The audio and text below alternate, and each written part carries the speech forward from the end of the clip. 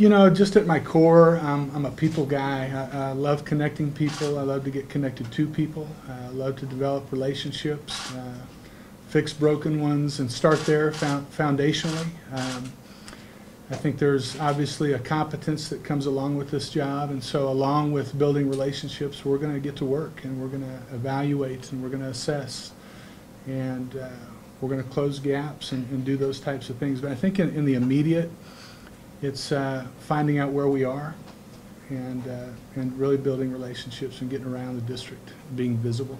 Is there a top priority to fix, like of all the kind of issues that the district's dealing with? Is there one? So you guys aren't even going to give me a honeymoon here, are you? No. Sorry. You know, I think the important thing right now, before I jump down that road, is to see where we are. I really have to have some conversations. I need to visit more with the board. I need to talk to our principals and other leaders and really find out where we are. Once I do that, then I'll be able to kick back out, you know, here are the top 2 or 3 things I think we need to get to work on right now. Right now, I can't give a good answer for that. What is your reaction to, what would you say to Ruth Beals, who expressed Oh, that she's man. not supporting the system? Anybody who can't see that she has the biggest heart in the world for kids is missing something. So I fully respect what she had to say. It's all fair. Her heart for kids just busted through for me, and I've seen that in my interaction with her up to date. So I think for me, it's acknowledging and affirming that what she's saying is fair. And then I want to have further conversations with her and with community members to find out where are those gaps. What can we do to bring resources to the needs? But I have no heartburn at all with anything that Ms. Beals had to say, at all.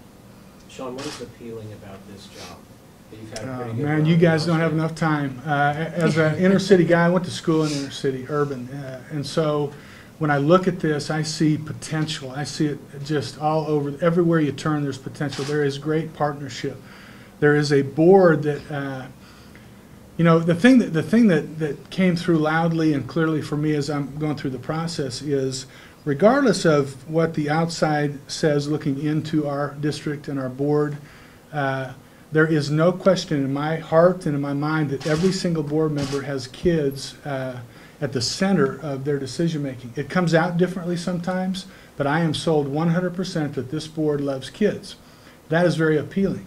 There are 46,000 of them, and so as a kid guy myself, I see opportunity for me to step in, work with the team, work with the board, work with the community, and really impact student success, student learning, and move that needle a little bit. That's what, and there are lots more appealing things, but those are a handful of them for sure. Why do you think you're a good candidate? I have a great attitude. I have high energy. I have a great work ethic. And I think I've had a number of experiences, you know, really my whole adult life I've been preparing for this job. That's how I look at this. I've been urban, I've been private, I've been public, I've been affluent, I've been poverty. I've seen education work and not work from a lot of different angles. And so because I have some characteristics that just things I know about myself, the attitude, the effort, those kind of intangibles, along with the experiences I've had, I think I can come in and work really well in a team setting. I look at the Board of Education as my team. I look at a group of leaders as my team. And I think together we're going to be able to move this thing. I'm very confident of that. Great question. In your goodbye letter to the Mustang community, you said Yeah. this was hard and you weren't even realizing that you would take this step. What do you have to say to that community? Great 6 years of my life.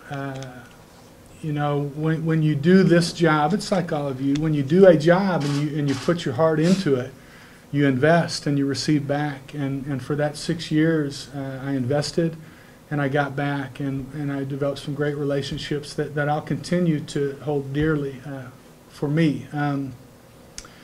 I know that they're on a great track because of the team effort that went on there.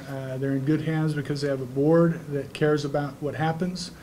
They've got talented people there. So it's a kind of bittersweet, you know. It's love you guys, but my eyes are forward, and I'm going to get into this district. I'm going to love this district and the people in this district as well. So it was a great 6 years is what I would say. Beth said she couldn't talk about details of the contract. It hasn't exactly been finalized, but I know the last superintendent had that incentive to make it to the 2-year mark. Is there anything like that with you? Really, that's not that interesting to me. You know, what's interesting to me is just getting to work and working with the other adults in the district and in the community to make a difference for kids. So I expect to be here, man, I'm a young pup still, so I expect to be here for 10 years. I'm 55 years old. And I know you all say, well, man, you only look about 40. What's up with that? I was thinking 35. But, so that is not that interesting or appealing to me. I'm going to be here.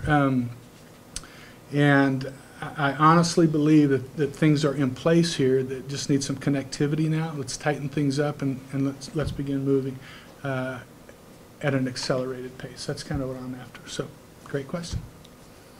Can we ask you, Paul, about what it was about this candidate that made you guys want to push forward with him? Well, I think you're seeing a little bit of it today. He's competent. You can look at his record. He has shown his success in education.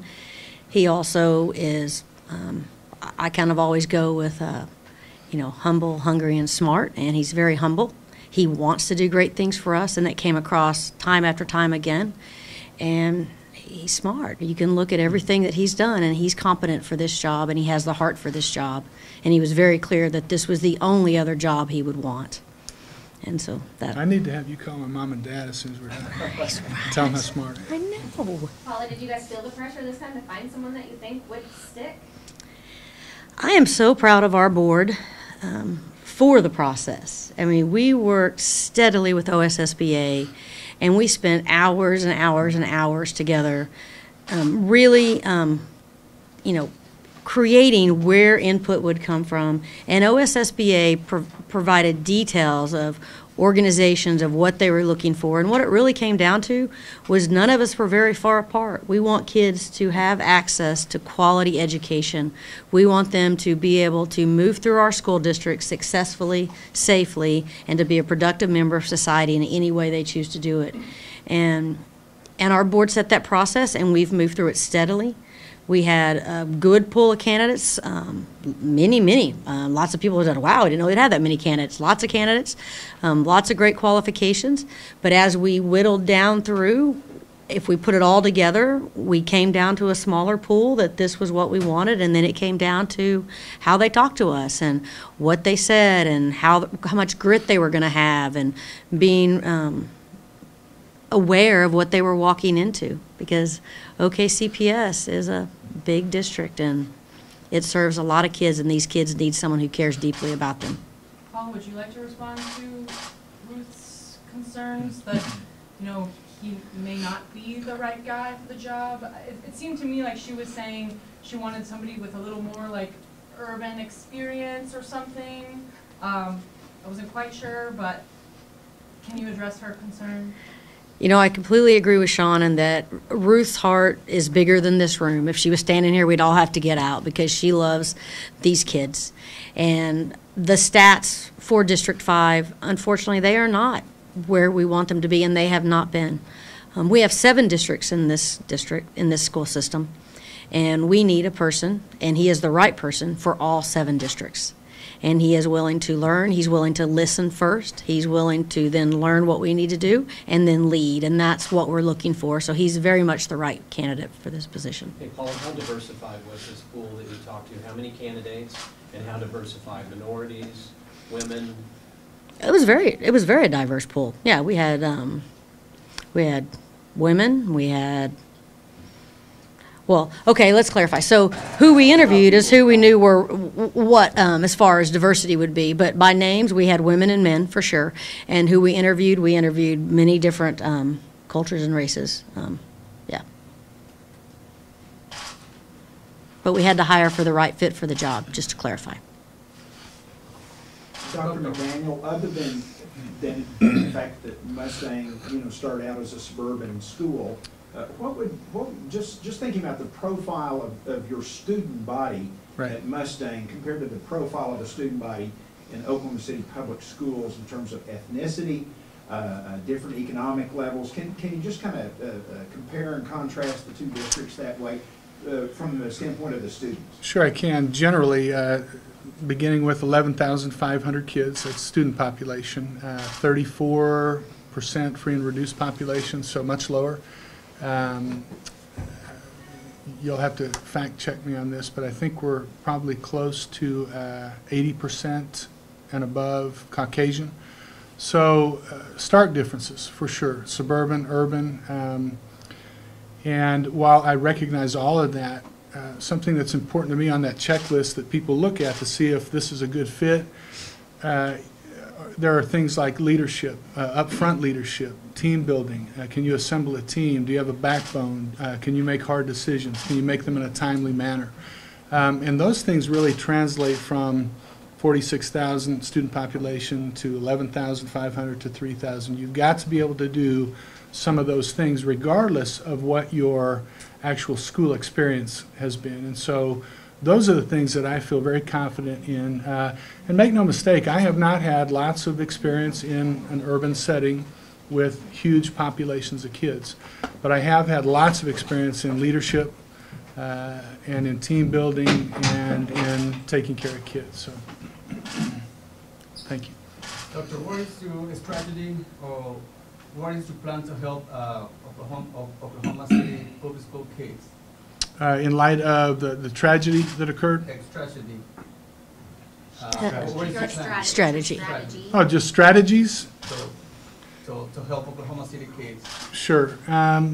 It's a process, clearly, and part of the process is the foundation that I've established where I've got to get informed. I've got to know where gaps are. I've got to know what is the need. Is it an equity issue? Is it a student achievement issue? Is it a combination of the two? And then you begin a process of matching up resources with the needs that show themselves. There's a monitoring that occurs so that as you put an initiative or a program or people in place, you've got to monitor it along the way and make corrections, and don't just stick with the plan because it's the plan and we rolled it out and now we're going to wait to the end. We've got to continually monitor it and bring in additional resources. But you know, that's a lot of what I've got to discover. I've got to get into the data. I've got to talk to the right people around the table and figure out exactly what the issue is, so that I can begin with a team bringing resources to the issues. And I know that's very general, but I've got a lot of reading to do. I've got a lot of updating to do. I've got a lot of people to talk to. And then I can begin formulating some detail behind what I'm telling you. Thank you. Yeah, good question. 2 more questions, guys. How big is this first month, this end of May, the whole month of June? She mentioned you're going to be wandering around meeting with principals. Yeah. How important is that before you come in July 1st and really get going? Sure, good question. You know, it's all important. Every day is important, but I think as I'm transitioning in, you're right. I mean, that is highlighted. It's highlighted personally. I need to get to people. I need to get my hands on documents. I want to know what committees have met and what the minutes look like, and a lot of big initiatives that are moving down the path, and I need to be in that. So I think your inference is absolutely right. It's big. And so I'm looking forward to it. I want to get in. I'm starting tomorrow. And so while it is big and the magnitude is great, not just the 46,000, but all that there is to do, my desire to do it and my attitude approaching this is bigger. So I'm fired up about it. I'm ready to go. John, you have 2 unions that represent the workforce here. Right. In Oklahoma City Public Schools. Unique situation in 2 different ways. One is the teachers union is the AFT, Right. connected to the AFL-CIO, very Right. traditional union. Sure. The other is the principals union, Right. which is a very unique thing in Oklahoma. How are you going to reach out to those 2 unions? Well, I've already talked to Ed Allen, and he and I are going to meet for lunch soon, and I have a full grasp and understanding and respect for the role of a union. I have had great relationship with, mutual respect. We're all after the same thing at the root, which is we want what's best for kids and teachers, and so I do not anticipate a difficult road there. In fact, I'm looking forward to it. Principals? Same. I have had that experience in another district, and so for me, it is about a respectful relationship where we find common ground and we try and move things forward and not get hung up on things that do not directly impact kids, teachers, leaders, etc. And I have been successful with that, and anticipate that's the road that I'll take. So, yeah.